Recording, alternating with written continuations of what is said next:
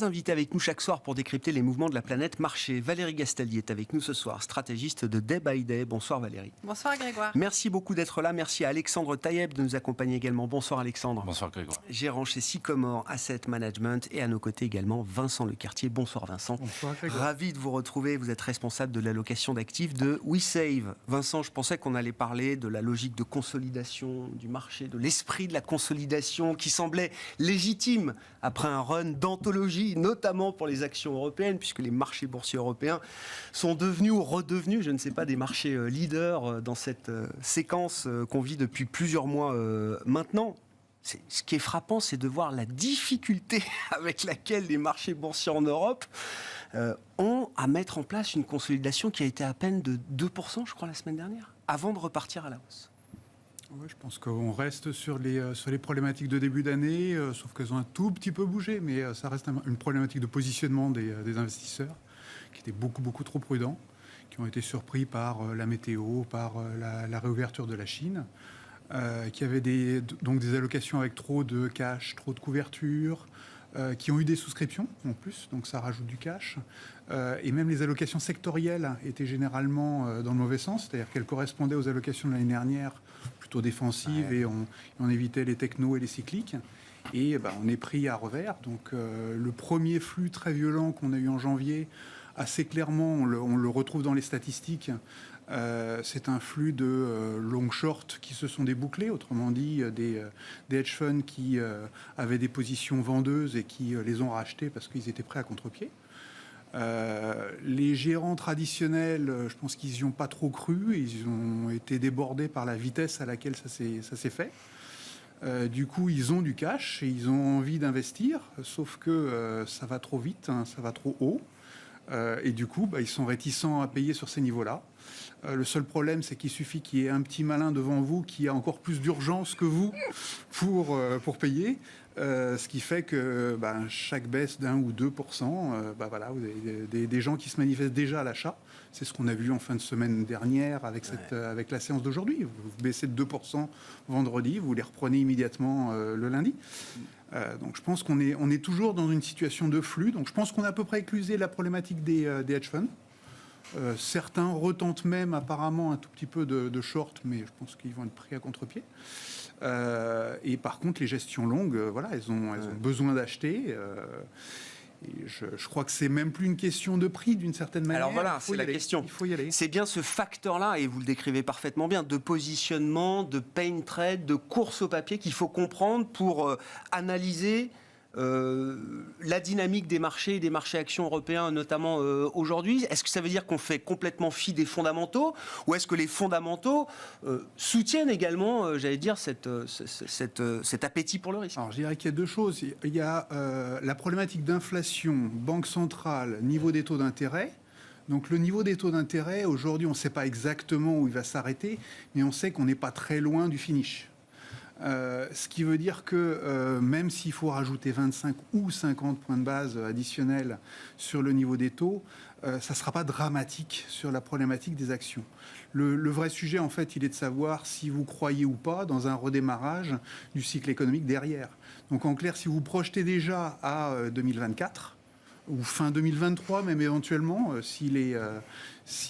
parce qu'il peut y avoir un effet d'entraînement positif, en fait. Si vous regardez les sondages qui sont faits auprès des dirigeants d'entreprise, l'optimisme revient. En Allemagne, c'est très clair. Il y a vraiment des signaux qui sont déjà assez forts dans ce sens. Ce qui veut dire qu'on peut très bien sous-estimer aujourd'hui la croissance économique qu'on aura en fin d'année ou en début d'année prochaine. Et du coup, en termes de valorisation, ça se justifierait de nouveau de payer même ces niveaux-là. Donc moi, ma conviction, c'est que il faut... l'année 2023 sera une année de transition en termes d'inflation et de croissance, mais la perspective derrière, c'est une inflation qui retrouve à peu près son rythme normal, donc des taux qui vont se normaliser, et une croissance qui va redémarrer. Donc pour les actions... vous vous trompez de 3-6 mois, c'est pas forcément très grave si vous avez un horizon d'investissement qui est suffisamment long. Donc moi, mon sentiment, c'est que les gestions traditionnelles qui sont sous-investies, aujourd'hui, si elles ont une perspective suffisamment longue, elle se force à y aller. Vous avez subi énormément de pertes l'année dernière. Vous ne pouvez pas décemment laisser vos clients à l'écart de la hausse en cours. Ouais. Donc vous vous forcez à rentrer. Oui, c'est-à-dire perdre une année où tout le monde a perdu, ça peut passer, mais ne pas profiter du rebond qui se met en place à la suite du mouvement de baisse, là, ça devient vraiment gênant. Vous risquez de perdre le client. Ouais. Donc, à un moment, c'est une marche forcée. Alexandre, commentaire, là, on fait pas le bilan de l'année, même si les performances qu'on peut observer depuis le 1er janvier pourraient correspondre à des performances annuelles sur 12 mois, en tout cas en termes d'espérance de gain. Mais justement, moi j'entendais beaucoup en début d'année, là on était le plus confortable, c'est bond is back, ça y est, c'est un moment pour les investisseurs obligataires, et il y a sans doute plein de trucs à faire sur les marchés obligataires. Mais quand on compare les performances, pour l'instant, c'est une année action en termes de performance. Oui, alors tout dépend du mandat que vous avez et de la prudence de vos clients. Quand on parle de l'obligataire, il faut aussi dissocier, même si c'est lié, les obligations souveraines et le crédit. Sur le crédit, on voit quand même des compressions de spread qui restent intéressantes. On a des entreprises qui voient leurs obligations déjà depuis le début de l'année à plus 2, plus 3, plus 4, ce qui est pas mal pour une performance de crédit. Mais effectivement, je suis tout à fait d'accord avec ce qui vient d'être dit. Les fondamentaux justifient un retour des actions, tout simplement parce que le marché fonctionne en dynamique et il faut voir d'où on partait. C'est-à-dire que on pensait que ça allait être plus ou moins Armageddon. Au final, non seulement ça ne l'est pas, mais en plus maintenant on parle plus de soft landing, mais de no landing. Donc c'est pas l'idée, c'est pas tellement de regarder, enfin moi je regarderais pas 2024, mais plutôt 2023, et de me dire est-ce que le cycle économique s'étend en fait, est-ce que la récession est repoussée à plus tard, et ça suffit au marché aujourd'hui pour progresser, notamment en Europe parce que les valorisations sont historiquement plus attractives. Et d'ailleurs ce que je voudrais noter là-dessus, c'est que sur beaucoup de marchés européens, même si on a repassé les plus hauts de fin 2021, le marché reste moins cher en PE. Donc il reste du potentiel. Je rejoins totalement ce qui vient d'être dit sur les flux. Effectivement, c'est un peu à marche forcée, mais on rentre petit à petit. La psychologie des clients est en train de changer, c'est-à-dire qu'on vous reproche beaucoup moins de prendre la baisse du marché que de ne pas prendre le rebond. Donc on est dans une, dans une psychologie relativement optimiste. On le voit aussi sur les fondamentaux avec la Commission européenne qui a rehaussé sa prévision de croissance de 0,3 à 0,9. Donc là, c'est même plus qu'on n'a pas de récession, c'est que vraiment on continue de s'étendre. Et donc de ce point de vue-là, il est, à mon sens, plus intéressant aujourd'hui d'aller sur les actions que sur les obligations. Puisque sur les obligations, on sait que les banques centrales vont continuer de resserrer parce que l'inflation va tenir. Parce que l'économie... Ben oui, c'est la contrepartie du no-lending, quoi. Exactement. Et c'est d'un point de vue... Alors, effectivement, je comprends, mais l'argument de... on était prêt, c'était Armageddon il y a quelques mois, on se préparait à Armageddon, pardon. Cet argument, il est encore... voilà, parce que passer de Armageddon, il fallait pas croire à Armageddon, il fallait pas se laisser aveugler par la musique bearish fin septembre, notamment. Maintenant, on est dans l'histoire du no-landing, comme vous dites. Il n'y a même plus d'atterrissage. Oui, alors c'est peut-être un peu trop optimiste, effectivement, parce qu'il reste quand même pas mal de risques et il y a un gros point d'interrogation que sont les prix de l'énergie. Ça peut tout à fait repartir à la hausse sur une tension géopolitique et donc alimenter l'inflation et que les banques centrales se rendent compte qu'en fait, les taux pour la BCE, ils ne doivent pas être à 4, mais ils doivent être à 6 et pour la Fed, ils sont à 8. Donc, il y a ce risque-là, et effectivement, en fait, c'est le risque principal, c'est que les banques centrales resserrent trop la vis. Mais en même temps, et on le voit encore cet après-midi, il y a eu la statistique des ventes de maisons aux États-Unis. Ouais. On attendait plus 1, on se retrouve avec plus 8 au mois le mois. Même l'immobilier américain donne des signaux plus positifs. Ça continue. Donc, mais le marché, encore une fois, préfère ça. Le marché préférera une situation qui se normalise avec une inflation qui tombe vers les 3,5, 4%, quelque chose de complètement différent par rapport à ce qu'on avait avant, et que l'économie continue de croître, plutôt qu'on éteigne complètement l'inflation et la croissance par la même occasion. Et donc de ce point de vue-là, le marché, lui, est prêt à vivre avec 3, 3,5, 4% d'inflation, alors que les banques centrales nous disent qu'elles ne sont pas prêtes, elles, à accepter ce genre de Alors là, pour le coup, on verra en 2024, parce que c'est une discussion sur l'objectif de la Fed qui va avoir lieu à ce moment-là. Donc on verra. Entre-temps, je ne pense pas que la Fed arrive à ramener l'inflation autour des 2% d'ici là. Valérie, je prends pas beaucoup de non, mais c'est... Bon, sur l'inflation, je crois que même les banquiers centraux, Jérôme Powell en tête, admettent qu'aujourd'hui, oui, c'est difficile d'avoir beaucoup de visibilité et un intervalle de confiance important sur ce que sera l'inflation dans 1 mois, 3 mois, 6 mois, 9 mois, 12 mois. Valérie, vos commentaires là, sur cette situation de marché et cette impossible consolidation des marchés actions européens, notamment, c'est à peine 2%. On se dit, tiens, ça y est. C'est le moment, le retracement, tout le monde l'attend. Ceux qui ne sont pas dedans, et même ceux qui sont dedans... Ils sont sortis c'est ça. Même ceux qui sont dedans se disaient, la consolidation arrive, je prends un peu de profit, quoi. Ouais. Et en fait, ça n'arrive pas. Non, mais je ne sais pas très bien qu'ajouter, parce que il y a beaucoup d'éléments qui ont déjà été mis sur la table. Moi, je ne partage pas tout à fait votre lecture du sentiment. Le sentiment est devenu plus optimiste qu'il n'était, je suis d'accord, plus optimiste, mais il n'était pas excessivement optimiste. Voilà. En fait, le niveau de couverture est très élevé et ne bouge pas, voire montouille.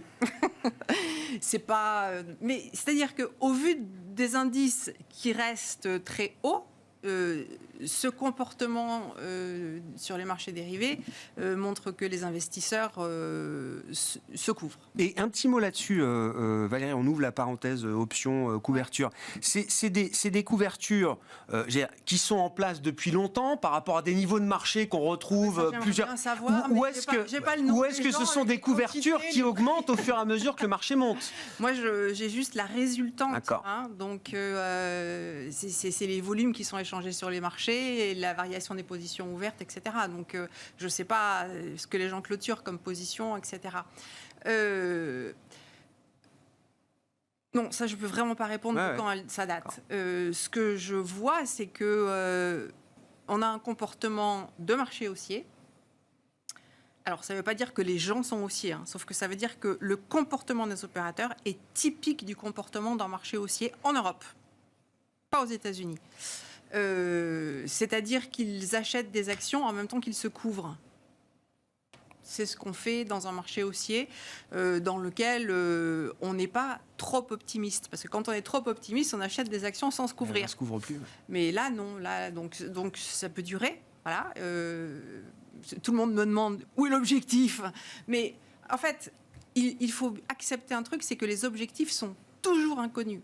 Vous l'avez écrit, je crois, il y a quelques jours. Forget the targets. Oui. Oubliez les cibles. Non, parce que quand on me demande la cible, j'ai donné des cibles, j'ai dit la cible que vous devez oublier. parce que ça sert à rien, en fait. Tant qu'on se concentre sur... En fait, la raison pour laquelle je ne fais pas d'analyse fondamentale, et je dis que c'est dangereux, l'analyse fondamentale, c'est que l'analyse fondamentale ne fait que proposer des cibles. Moi, je ne fais que raisonner sur le risque. C'est tout. Quand le risque est bas, on achète et on attend qu'il y ait des signaux que la tendance s'est arrêtée. Je résume, voilà. Mais en fait, c'est tout ce qu'il y a à faire sur un marché. Donc, le risque était bas à la fin de l'été, tout cet automne, au début de l'hiver, etc. Il fallait acheter. Et maintenant, est-ce que le risque est haut parce que le consensus est trop optimiste? Non, pas encore. Donc, en fait, il faut juste attendre. Mais ce qu'il faut attendre, ce n'est pas un niveau de prix. Ce qu'il faut attendre, c'est que les investisseurs changent leur opinion sur le futur des marchés. Et pour le moment, ça n'est pas encore ce qu'ils ont fait. Mais sur le marché américain, la situation est différente. Les gens continuent d'être trop optimistes sur les marchés américains et notamment sur les valeurs technologiques. Et c'est gênant comme situation ou pas? Ça dépend de quel point de vue vous vous placez. Moi, ça fait longtemps que je dis qu'il ne faut pas avoir de valeurs américaines et qu'il ne faut surtout pas avoir de Nasdaq, etc. Donc ça ne me gêne pas. Mais si vous êtes long Nasdaq, oui, c'est embêtant. Il ne faut pas en avoir. Toujours pas. Non, il faut vraiment... alors après, il y a toujours des valeurs qui font l'exception. Bon, et c'est les exceptions qui viennent confirmer la règle. Et le pari, peut-être que je vais trop vite, mais je sais que vous voulez qu'on parle de les écarts Europe. Bien sûr, c'est le sujet, on y est. Du sujet, en on fait. Y est. En gros, depuis 2007, les États-Unis ont surperformé. Bon, il y a eu des périodes de 3 à 6 mois pendant lesquelles ça s'est interrompu, mais les États-Unis ont surperformé sur toute cette période-là. Pendant toute cette période-là, les valeurs technologiques ont surperformé. Et parmi les valeurs technologiques, on a créé ce nouvel indice. Elles ont changé de nom pendant toute la durée de la hausse, mais le dernier nom, c'est FANG+. Il y a peut-être eu d'autres trucs, j'ai loupé la dernière mode, je ne sais pas. Mais enfin, FANG+, qui inclut un certain nombre de grandes valeurs chinoises via les ADR cotés aux États-Unis. Mais ces valeurs, elles avaient des taux de valorisation stratosphériques, comme on a dans toutes les bulles. Voilà. Et en fait, pendant Covid, on a développé une bulle. On a développé exactement toutes les caractéristiques d'une bulle. Mais ce qui a été très compliqué au cours des 3 dernières années, c'est que les comportements sectoriels ont été extrêmement poussés dans tous les sens. Donc on a eu cette bulle sur les valeurs technologiques, mais on a eu un effondrement des valeurs bancaires.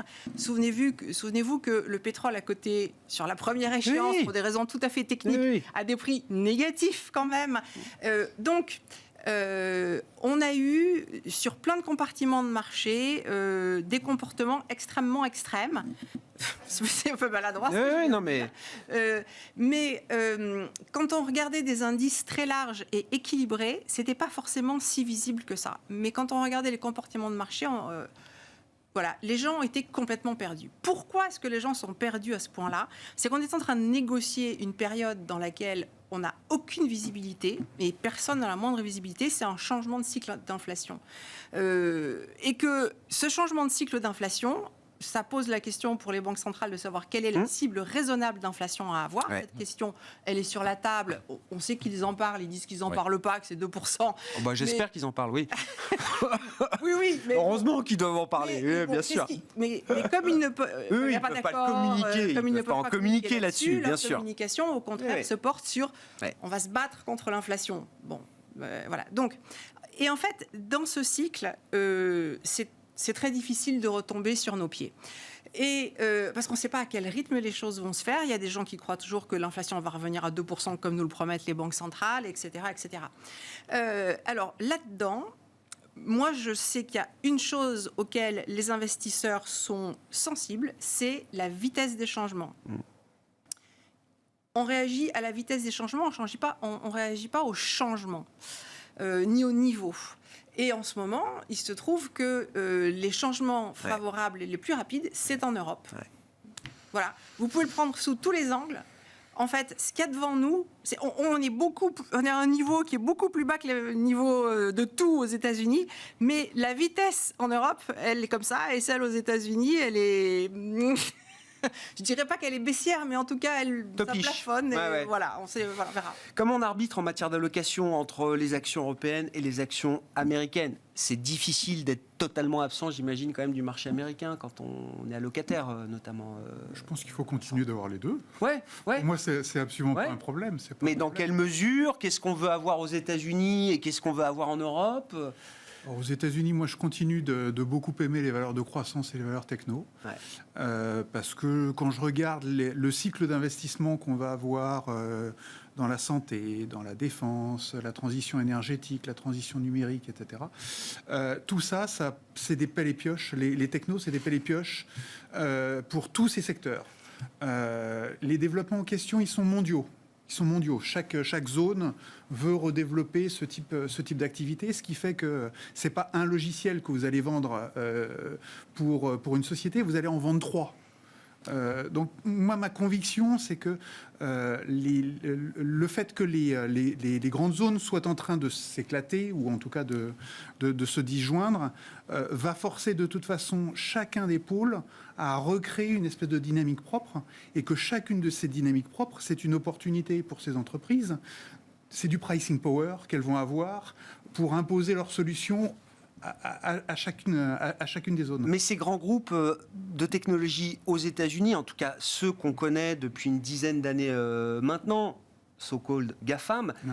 vous êtes convaincu qu'ils auront la capacité à être leaders sur de nouveaux marchés, sur de nouvelles thématiques, à travers leurs solutions propres à chacune d'entre elles, sur les nouveaux enjeux économiques, climatiques de demain. Je ne sais pas s'il faut être spécifiquement sur les GAFAM. Pour moi, la réponse viendra les solutions seront des solutions technologiques. D'accord. Donc je ne suis pas comprends. certain que ce soit les GAFAM qui soient les maîtres du jeu sur ce sujet.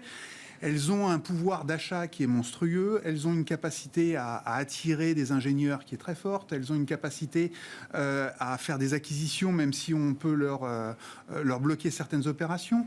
On peut même faire des scissions de certaines de ces entités avec en fait une capacité à recréer une dynamique que dans un grand groupe vous n'arrivez plus à faire.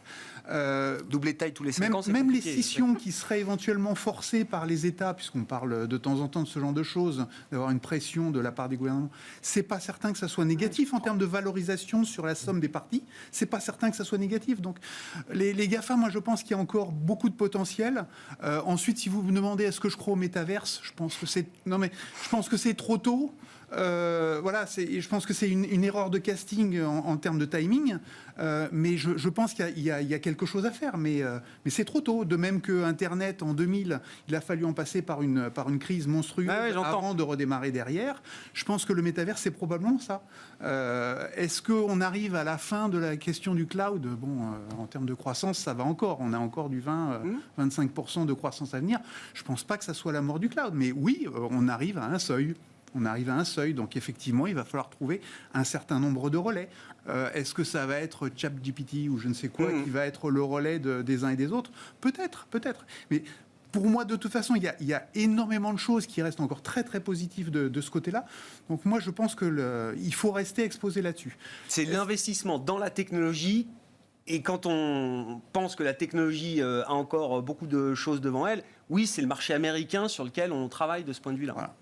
S'il faut regarder la question de la valo, moi, mon impression, c'est qu'à partir du moment où on arrive à la fin, plus ou moins, du mouvement de remontée des taux d'intérêt, je pense que ça va se calmer sur l'impact négatif sur les valorisations. Et quand on regarde le Nasdaq aujourd'hui se retrouve avec 10% de hausse, alors que les taux américains sont à zéro. Enfin, ils ont fait un mouvement de détente puis de retention, mais au bout du compte, si vous regardez le 10 ans, il n'a pas bougé. Donc ça veut bien dire qu'il y a quand même quelque chose. Je pense que les particuliers américains ont été dopés depuis des années à l'habitude que ça soit des surperformeurs. Je pense que le réflexe d'investisseur, il est toujours là. C'est-à-dire de dire, sur une phase de baisse, il faut que j'achète du Microsoft, il faut que j'achète de l'Apple, parce que c'est des choses qui, historiquement, ont été merveilleuses dans mon portefeuille. Donc j'ai envie, il y a ce souvenir du succès de ces entreprises. Oui, il y a un biais de confirmation. Exactement. Est-ce qu'il faut arbitrer les États-Unis en faveur de l'Europe ou réciproquement ? Moi, je pense que c'est complémentaire. C'est-à-dire qu'il y a un côté croissance qui est beaucoup plus visible dans la cote américaine, un côté plus value et plus industriel qui, moi, me va bien en plus sur les thématiques de socialement responsable. Enfin, il y a un certain nombre de choses qui, pour moi, me vont bien. Je me méfie, par contre, de ce qui est à la mode pour beaucoup de mes confrères, c'est-à-dire les émergents. Moi, pour le moment, je regarde ça de... Ça a rendu un peu, quand même, la Chine. Oui, mais je reste toujours sceptique sur le sujet. Je pense qu'on sera déçu par la croissance chinoise. Donc, moi, je reste à l'écart et je préfère le jouer de façon... Non, mais sur l'Europe, c'est intéressant parce que ce qui faisait finalement que personne voulait de l'Europe, c'est value, mais c'est un value trap. Ils partent dans l'ISR et l'ESG, ils sont en train de se mettre des boulets aux pieds. Enfin, c'est ce qu'on entendait il y a encore 6, 9, 12 mois. Voilà. Ça devient aujourd'hui des atouts. Oui, il y a un gros biais bancaire dans la cote européenne qui est très très favorisé par la remontée des taux. Ouais. J'attends de voir dans une phase, d'accalmie, de voir comment ça va se comporter. Moi, ce qui m'intéresse plus, c'est la partie industrielle, donc la contribution à la défense, la contribution à la santé, la contribution à la transition énergétique. Sur ces points-là, je trouve que l'Europe a des vraies qualités à mettre en valeur. Ensuite, est-ce qu'on saura le faire correctement ? Ça, j'en sais rien. Mais j'ai l'impression qu'aujourd'hui, le biais bancaire nous aide pas mal. Ouais. C'est vrai que les banques sont très bien orientées aujourd'hui encore. L'Europe, c'est un un moment, un tournant clé pour l'intérêt des marchés boursiers européens. Alors, pour nous, Européens, on s'intéresse forcément à nos marchés, mais pour des investisseurs plus globaux, qui n'ont pas forcément vu l'Europe comme un refuge depuis 10 ou 15 ans, Alexandre, est-ce que les choses évoluent ? Je ne sais pas s'il y a un vrai retournement de tendance sur le marché européen, même si on voit une surperformance depuis quelques mois. Je voulais quand même revenir sur, si je devais faire consensus entre pas d'US et un peu d'US, en fait, pourquoi je serais aujourd'hui sous-pondéré sur les US ?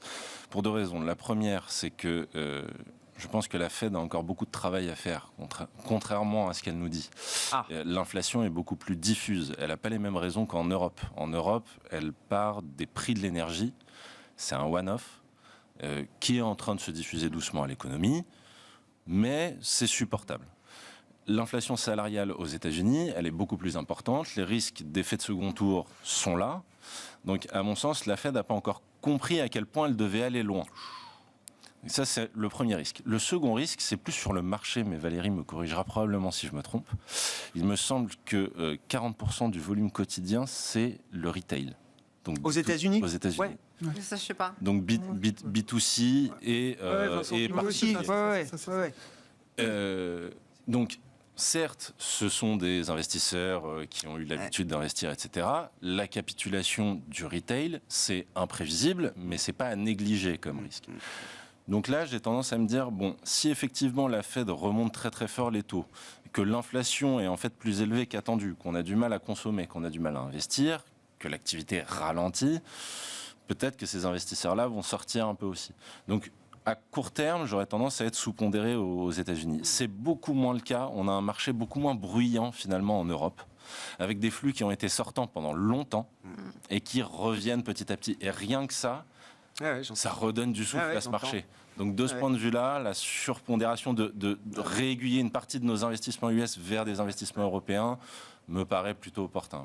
En termes de flux, 5 milliards à peu près de collecte sur l'Europe, 25 milliards de collecte sur les émergents et de la décollecte sur les US depuis le début de l'année. D'accord. Et ça fait un bon moment qu'on n'avait pas eu de collecte. Si je pouvais juste rajouter une chose en termes d'intérêt pour moi sur les US, c'est aussi le fait que beaucoup de valeurs l'année dernière ont été extrêmement pénalisées par un dollar qui a été super fort. On est revenu sur des niveaux de 1,06, quelque chose comme ça à l'heure actuelle.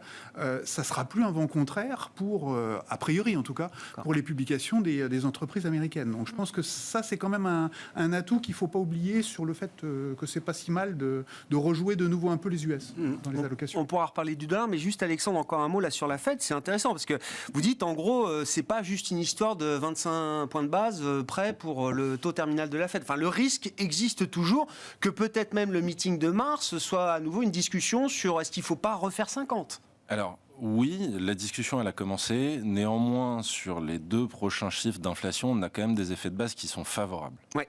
Donc on devrait avoir une inflation un petit peu sous les attentes. Mais bon, à chaque fois, ça se joue à 0,1, 0,2. De toute façon, on est autour de 5 d'inflation. Donc le débat n'est pas spécialement là. Ce que le marché a eu du mal à comprendre et commence à comprendre, au moins en Europe, c'est le higher for longer. Ouais. On n'est plus à je suis à mon pic de cycle de hausse de taux, j'attends 6 mois et je rebaisse les taux. Ouais. On n'est pas du tout là-dessus. On est sur des taux qui vont être durablement plus hauts. Et donc ça peut durer 1 an, 2 ans, 3 ans s'il faut. Et en fonction, et c'est là où les banques centrales sont data dependent, en fonction d'une inflation qui repartirait, elles n'hésiteraient pas à refaire 25 points de base, 50 points de base s'il faut. Donc on aura quelque chose de peut-être moins régulier que ce qu'on a l'habitude de voir. Le marché a commencé à se mettre un peu au diapason quand même de ce schéma higher for longer. Là, dans le repricing obligataire, il y a cette idée qu'on intègre que les banques centrales, Fed et BCE, ne vont pas rebaisser immédiatement les taux au cours de la deuxième partie d'année 2023. Alors, totalement pour le marché obligataire, oui. Donc c'est déjà une étape de fait de ce point de vue-là. Sur le marché action, en revanche, il reste peut-être un peu de contraction de multiples. C'est pour ça que je ne vais pas aujourd'hui sur les valeurs qui me paraissent trop chèrement valorisées. Ouais. Donc oui, effectivement, il reste ce risque-là. Et puis même sur, je vous dis, même sur l'obligataire, peut-être que c'est quelque chose qu'on ne sait pas encore, mais qu'en fait les taux directeurs vont plus haut, que le quantitative tightening, qui n'est qu'évoqué finalement dans les discours en ce moment, va aller plus vite à un moment donné. Et donc là, les taux, ils vont refaire un gap haussier. Bon, prochaines réunions du mois de mars vont être intéressantes, avec effectivement ce phénomène de désinflation, alors qui a beaucoup surpris positivement pendant plusieurs mois et puis qui a, semble-t-il, un peu calé en début d'année. On aura d'ailleurs les estimations d'inflation en zone euro pour le mois de février, avec le chiffre global qui sera publié pour l'ensemble de l'eurozone ce jeudi. Valérie, sur le dollar, on peut constater un petit mouvement de correction quand même de la baisse du dollar depuis quelques jours, quelques semaines. Donc un dollar qui est remonté. Oui, voilà, ouais. Correction de la baisse, oui. Oui, non, mais parce que l'euro-dollar, le dollar parce que le dollar s'est mis à baisser, On était à 0,95 parité euro-dollar, je ne sais plus, octobre. Ah oui, ça c'était autour des points bas. Oui, on est remonté violemment jusqu'à peut-être 1,09, j'ai plus tout à fait 1,10 même, voilà, quasiment. Et puis là, il y a un petit mouvement quand même de retour positif pour le dollar. Donc oui, c'est ce qu'on a eu. Moi, je pense que là, ça devrait s'arrêter assez brièvement. Pour moi, on a... Donc le rebond du dollar va s'arrêter selon vous, là? C'est ce que vous dites? Le dollar devrait rebaisser, oui. Oui, d'accord. Je pense qu'on est plutôt dans un cycle à long terme qui est porteur pour l'euro. Mais je n'ai pas encore les preuves, mais c'est ce que je pense. Voilà, je précise que c'est subjectif et ce n'est pas encore complètement validé. Mais c'est plutôt les positions que je suggère à chaque fois qu'on revient, notamment sur les cours sur lesquels on est actuellement. Je pense que c'est un bon niveau pour favoriser des positions long euro, short dollar.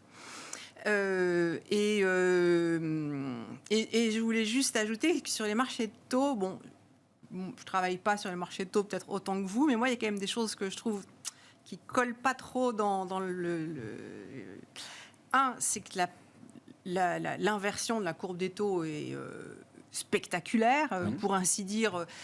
Je regardais, j'avais oublié, mais sur le marché américain, on a perdu, elle s'est aplatie de 2,5 points depuis avril de l'année dernière. 2,5 points. Et plus de 1,3, un truc comme ça en Europe. Bon, 1,3 en Europe encore, c'est des proportions sur 6 mois, ça va. 2,5 aux États-Unis, c'est phénoménal. Donc, est-ce que le marché est vraiment convaincu que les taux vont rester plus hauts pour longtemps? Aujourd'hui, non. Non, voilà. Pas suffisamment. Voilà, non, c'est moi qui disais que le pricing avait quand même évolué un peu. Peut-être pas suffisamment, mais... Il a évolué un peu sur la courbe, sur les différentes maturités des euro-dollars. D'accord. Mais si on va sur les parties longues des taux, on a toujours des courbes qui sont complètement aplaties. Donc c'est un marché qui ne reflète pas encore vraiment... Parce que les anticipations d'inflation longue sont aussi très basses. Oui, elles sont aussi très très basses, bien qu'elles remontent un tout petit peu. Donc là, il y a des choses quand même qui collent pas vraiment avec ce qu'on entend dire de façon générale sur les marchés. Et puis, il y a aussi un autre truc qui est quand même étonnant, c'est que, oui, en Europe, les taux sont beaucoup remontés, mais les spreads de taux, vous parliez des taux corporate, des taux, les emprunts du crédit, mais l'Espagne, le Portugal, l'Italie... On a moins de 200, on n'en parle plus. On n'en parle plus parce que, en fait, le spread de taux, on n'a pas fait un nouveau plus bas aujourd'hui, enfin, je ne crois pas, sur le spread de taux, sur un an, pas au niveau plus bas historique, mais on est quand même proche des niveaux les plus bas depuis un an. Donc, on a tout ça, c'est quand même de la preuve d'un certain appétit pour le risque, toujours. Voilà. Donc, le marché peut-être n'a pas bien valorisé toutes les conséquences et les marchés obligataires devraient peut-être s'ajuster un petit peu à des niveaux économiques peut-être un petit peu plus soutenus, ou alors les marchés actions sont trop optimistes sur les niveaux économiques. En tout cas, il y a des trucs qui clochent sur les marchés obligataires. Il y a une dissonance entre ce qu'on peut lire dans les marchés obligataires et ce qu'on constate de la dynamique des marchés actions. Des niveaux cibles d'inflation qui font qu'on ne sait pas très bien où on habite sur les marchés obligataires. En même temps, si je peux répondre en 10 secondes, le quantitative tightening n'a pas vraiment commencé. En revanche, la hausse des taux directeurs, oui. Donc l'inversion de la courbe, elle est naturelle. Et contrairement à ce qu'on pense depuis toujours, en fait, le marché obligataire, il ne price pas la récession. Il price le fait que les banques centrales réussissent aujourd'hui, et c'est peut-être là où ils sont trop optimistes, réussissent leur pari de faire retomber l'inflation petit à petit vers le niveau normal. Et donc en fait, cette inversion, je ne vais pas dire qu'elle est logique, mais elle est finalement naturelle, puisque vous avez quand même un acheteur naturel de la partie longue qui reste en place et qui ne fait que remonter ses taux courts. Donc, naturellement, la courbe s'inverse. Ouais. D'où l'idée que peut-être la gestion du bilan va devenir un outil plus actif dans la normalisation monétaire pour ramener un peu de pente peut-être sur une courbe qui est trop peu pentue. Enfin, j'allais dire, pour moi, c'est le prochain mouvement des banques centrales. Ça aurait dû l'être il y a déjà un mois, 2 mois, 3 mois. Voilà, on est d'accord sur En fait, on est d'accord sur le fait que les marchés obligataires sont... Je ne sais pas si c'est trop optimiste ou trop pessimiste, ou je ne sais pas. Trop mais en réactif. tout cas, la courbe est très inversée alors qu'elle ne devrait plus l'être autant. Et ce que vous dites, Alexandre, c'est que c'est pas aussi il n'y a pas autant d'incohérence que ce qu'on imagine entre ce qu'on voit dans le marché obligataire. Si on imagine que cette inversion de la courbe est liée à l'idée que les banques centrales vont réussir avec les hausses de taux à ramener l'inflation à l'objectif, et par rapport à ce qu'on voit sur des marchés actions qui ont été quand même tiltés très cycliques jusqu'à présent. Les deux marchés en fait sont en position, j'allais dire, attentiste sur une ligne qui est extrêmement fine sur est-ce qu'on va aller en récession, en stagflation, en soft landing, en no landing, on n'a aucune visibilité. Et donc ces deux marchés-là sont un peu suspendus, aussi bien les marchés obligataires que les marchés actions finalement. Et donc voilà, on attend en fait les prochains chiffres à chaque fois. Le marché action est peut-être un peu plus porté que le marché obligataire grâce aux saisons de résultats notamment. Et puis le secteur bancaire se tient bien, alors que ça veut dire qu'il ne fait pas attention, avec une courbe des taux qui est pas du tout quantifiée, donc il ne tient pas beaucoup compte des risques de récession. C'est vrai. Vincent, comment vous tranchez l'affaire entre d'ailleurs des marchés obligataires? On m'a toujours appris historiquement, c'est quand même les marchés qu'il faut écouter quand on pense logique de long terme, inflation, croissance, etc. C'est là que ça se passe. Oui, mais on ne s'était pas tapé Covid plus guerre simultanément. Ça a déréglé trois petits trucs. Je pense que franchement, c'est compliqué. Je pense que la gestion du bilan, le quantitative tightening, pour moi, c'est vraiment clairement le prochain sujet. Alors que je pense que assez clairement, les banques vont monter encore un petit peu et elles vont bloquer les choses. Et je pense que le prochain vrai mouvement, en fait, elles vont le gérer plutôt par le quantitative tightening, et que c'est effectivement, on va se retrouver avec des taux courts qui vont se calmer. Et par contre, c'est au niveau des taux longs que ça va commencer à bouger. Et c'est là que je pense que la question du financement de long terme de certains projets immobiliers ou autres, c'est là qu'on va commencer à vraiment sentir la douleur passer éventuellement. Donc pour moi, c'est là où il faudra que les banques centrales soient d'une certaine manière agiles, subtiles sur le dosage qu'elles vont imprimer au quantitative tightening. La première partie, quand vous avez une inflation qui est à 12%, vous savez ce que vous devez faire. La deuxième partie, là par contre, c'est la partie la plus complexe.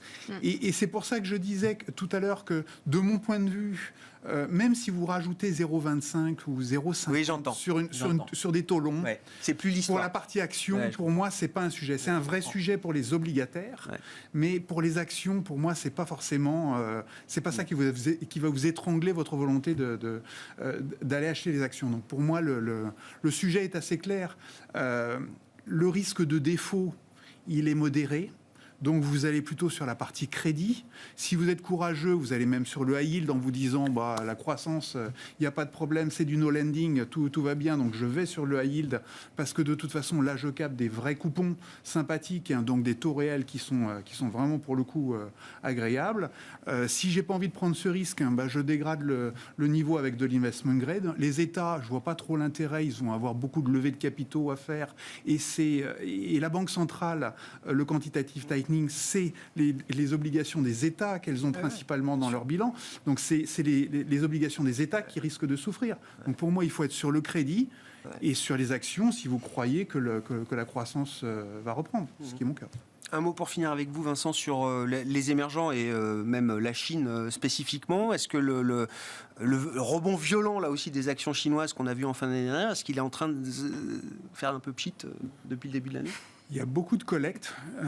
Moi, ce qui m'étonne beaucoup, c'est qu'il y a énormément de collectes sur la Chine, de façon spécifique. Il y a 30 milliards de collectes sur la Chine depuis le début de l'année, et ça ne se voit pas sur les cours. Ou en tout cas très très peu. Et que vous regardiez la Chine domestique ou extérieure, c'est pareil.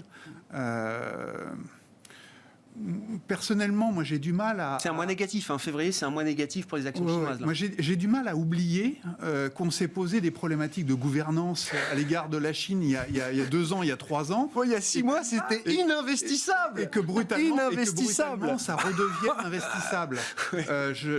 Pour moi c'est assez incompréhensible. Il y a un problème de manque de cohérence sur la durée de la part des investisseurs. Donc oui, pour moi... Peut-être que pour de gros investisseurs ça ne redevient pas si investissable que ça.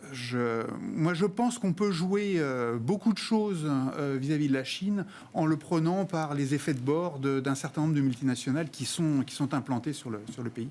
Merci à vous trois. Merci d'avoir été les invités de Planète Marché ce soir. Vincent Lecartier, responsable de l'allocation d'actifs de WeSave, Valérie Gastaldi, stratégiste de Day by Day, et Alexandre Taïeb, gérant chez Sycomore Asset Management.